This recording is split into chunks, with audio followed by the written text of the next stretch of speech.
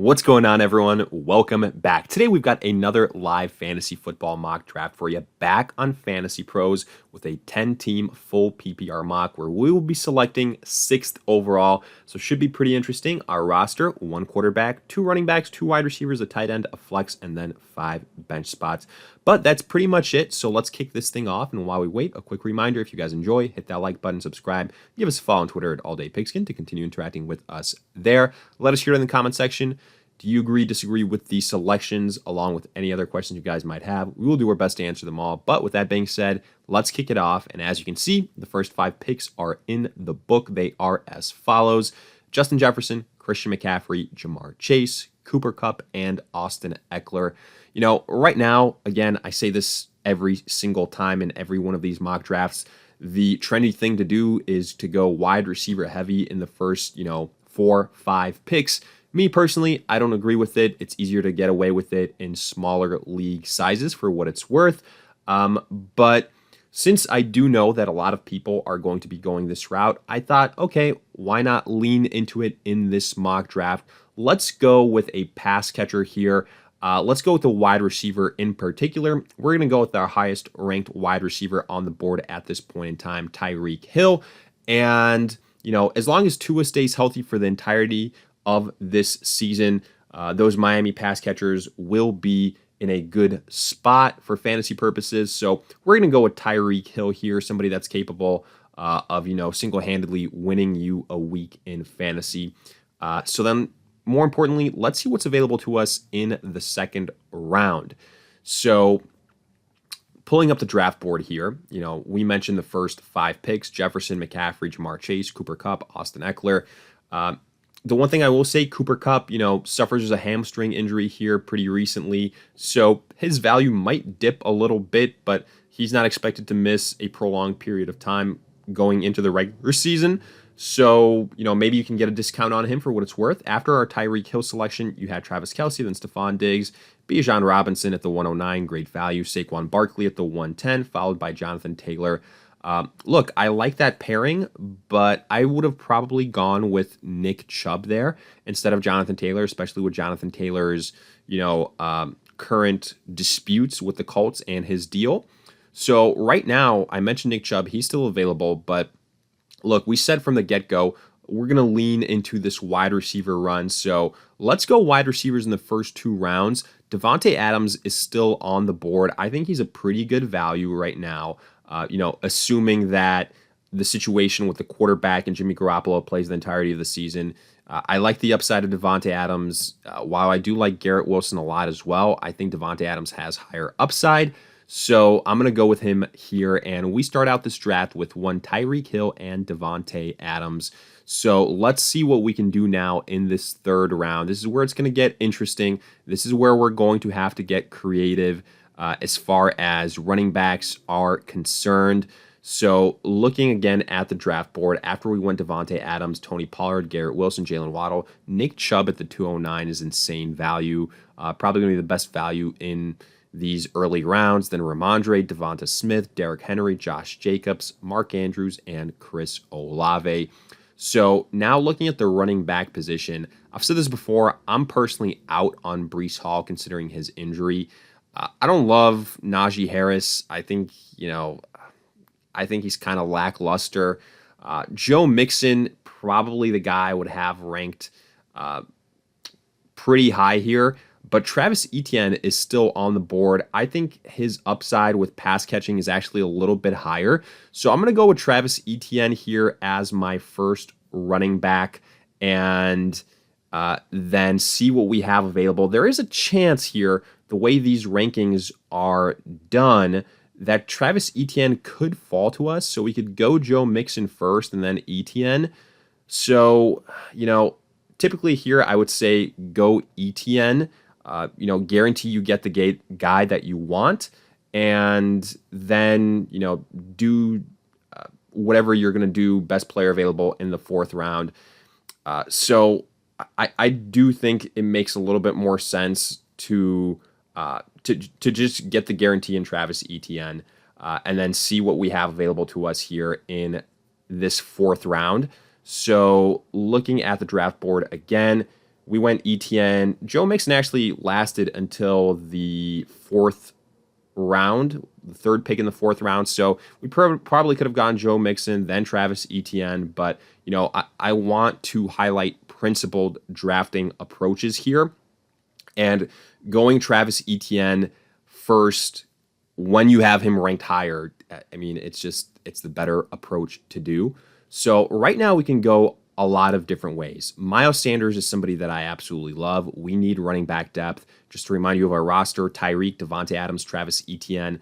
Looking at the cheat sheet where Miles Sanders slots in, he is not super, well, actually, coming in right over here. Where does that 61st overall? So he's actually pretty low on this list. We can probably sneak in a Keenan Allen or a Calvin Ridley and lock up the wide receiver position. I might actually just do that. This is full PPR scoring. I'm going to go ahead and get Keenan Allen here, folks, and then hopefully Miles Sanders is there for us. Let's see if it backfires. Oh, it does. Miles Sanders goes here in the in what round? The end of the fourth round. So, this is a good example of why just going by the overall rankings isn't always the best approach. We practiced patience with Travis Etienne and it paid off, but we got a little bit greedy with Miles Sanders, and you can see you can get burned. But it's tough to be mad at us getting Keenan Allen as our third wide receiver. So there is that aspect to it. Now, I will say it's not horrible, right? Because there's somebody that I like here in Kenneth Walker. Now, a couple weeks ago, that wasn't necessarily the case. And the reason that I say that is because we have to worry about Charbonnet, but he has got a shoulder injury, and the injury news is he could be out indefinitely. And while Kenneth Walker is a little bit banged up too right now, his injury concerns aren't as high. So I think going Kenneth Walker here makes sense, right? Let's do that and then continue to load up on probably rushers or other positions of need here in this next round. So looking at the draft board again, I want to continue to go back to it. Some quarterbacks have gone, right? Justin Fields just got taken. James Conner also just got taken. I was really hoping James Conner would fall to us. That does not happen. I was hoping one of these specifically four guys would fall to us. George Kittle, DJ Moore, Justin Fields, James Conner. We literally got sniped on all of them. Funny how that works, but oh well. So right now, just looking at what teams need quarterback, what would this be? Team 5 needs a quarterback and team 1 needs a quarterback. Let's see how many quarterbacks are left in terms of like upper echelon guys. Justin Herbert, Trevor Lawrence. So I wouldn't be shocked if, those are the picks at some point here so they don't get back to us. I'm looking at rushers. Alexander Madison is somebody that's kind of tempting. Wide receivers, Marquise Brown is somebody that I like. Tight end, Kyle Pitts, hopefully he can make it back to us. But I'm going to go with quarterback here first. And I want to guarantee that I get one of these upper echelon guys. I'm going to go with Justin Herbert. I have him ranked slightly higher than Trevor Lawrence. Either way, I would be getting a stack. Lawrence with Etienne, Keenan Allen with Justin Herbert. So, that pans out for us there. Looking at the draft board now, we had one tight end go off the board. That was Darren Waller immediately after we went Herbert. So, by the way, I was right. Trevor Lawrence and then the next best available quarterback go. That was Deshaun Watson since we went with Justin Herbert. Otherwise, J.K. Dobbins, Alvin Kamara. I was hoping Alvin Kamara would drop to us. That does not happen. As a depth piece, once he returns, starting running back, he is expected to be suspended, so that's why I mentioned that. But otherwise here, I'm going to be going with Kyle Pitts. I need a tight end, and I want to get that, positional advantage here while it's still there. I do think that, let me see how many tight ends have been drafted. Wow, somebody went 2 tight ends here. So there's individuals here that need tight end, and after Kyle Pitts and Goddard, I do think it's kind of lackluster. I will say Marquise Brown is making it very, very difficult to pass on him. as is Alexander Madison, but I'm going to go and get my starting tight end. So let's go with Kyle Pitts. We have that taken care of. It's going to say it's a reach. I'm okay with that. You can never predict how it's going to go. In this case, yeah, Dallas Goedert lasted. It is what it is. We move on. So right now, I'm looking at this list, and Brandon Ayuk is kind of calling my name. I think he's a solid depth piece at wide receiver. So let's go with Brandon Ayuk here and, add a fourth wide receiver and then see what's available to us here in this next round. I'm looking at running backs. I really think James Cook is a decent value pick, so let's continue to add some rushers. And then let's see just best available player at this point in time. Samaje Perine is somebody that I really like. I think that he is, going to be better than Javonte Williams, straight up. I really do. Other guys that are on the board for consideration, Jordan Addison is somebody that I really like, but I'd rather get Samaje Perine right now. I think it's a position that we need to address a little bit more so than wide receiver, considering we have Tyreek, Devontae Adams, Keenan Allen, and Brandon Ayuk. So let's go Samaje Perine here, and then we're going to make two final selections, and let's see what they are. Jordan Addison still somehow available. We got very, very lucky in that, so he's going to be one of our selections. I like how that looks for us. And then we're going to make one final pick, and this thing is going to be taken care of. So looking at potential running backs, we could go with a handcuff approach and Tank Bigsby. That's one of the suggestions here since we have Travis Etienne. Tight end, I've already got Kyle Pitts, so I'm not going to get one of these backup tight ends. I think it probably makes more sense to go with a wide receiver here. And I'm looking at the options. Elijah Moore, somebody that I like. Quentin Johnston is somebody that I like.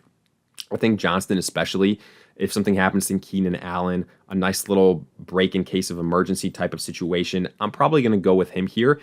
And then we can kind of break down our roster just because as soon as I make this selection, we're going to see what our draft grade is. I'm going to try and predict what, draft grade FantasyPros is going to give us. So wide receiver, I think we knocked out of the park with Tyreek, Devontae Adams, Keenan Allen. I mean, obviously, anytime you go two wide receivers in the first two rounds, there's a pretty good chance that they're going to be two high upside guys, high quality, high caliber, and that's what we got with Tyreek and Devontae Adams. Then Keenan Allen, we got a good value. Travis Etienne, Kenneth Walker. I would have felt better if instead of Kenneth Walker is Miles Sanders. Oh well. Also, I was hoping we could get James Conner. That doesn't pan out. We get James Cook, Samaje Perine.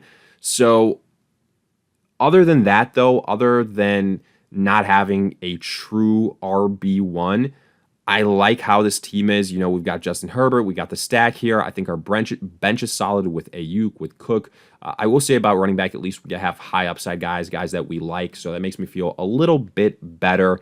And then wide receiver, honestly, we are loaded at the wide receiver position. But because we don't have a true running back here, that's going to prevent me from giving this too high of a grade. I'm going to go with B, but let's see what FantasyPros says. So we get a draft grade of a D+. Wow. This is going to be really interesting because I think a lot of people in terms of wide receivers are going to initially say, yeah, okay, this is a good team. This is something that I would like. But again, running backs are hurting here for us. We're not getting a lot of love because, we've got some starting caliber wide receivers on the bench. They're not really doing too much for us. I like Kyle Pitts, and then Justin Herbert, solid top 10 guy. I definitely don't agree with the draft grade. Again, it's not the way I would approach this draft. I think Nick Chubb in the second round made a lot of sense. I like to be a little bit more balanced personally, and if anything, skew more towards the running back position. But hey, let me know your thoughts in the comment section. Agree, disagree one way or the other, along with any other questions you guys might have. Hopefully this was useful. You enjoyed. Hit that like button, subscribe, give us a follow on Twitter at AllDayPigskin to continue interacting with us there if that was the case. But in the meantime, we'll see you guys in future videos.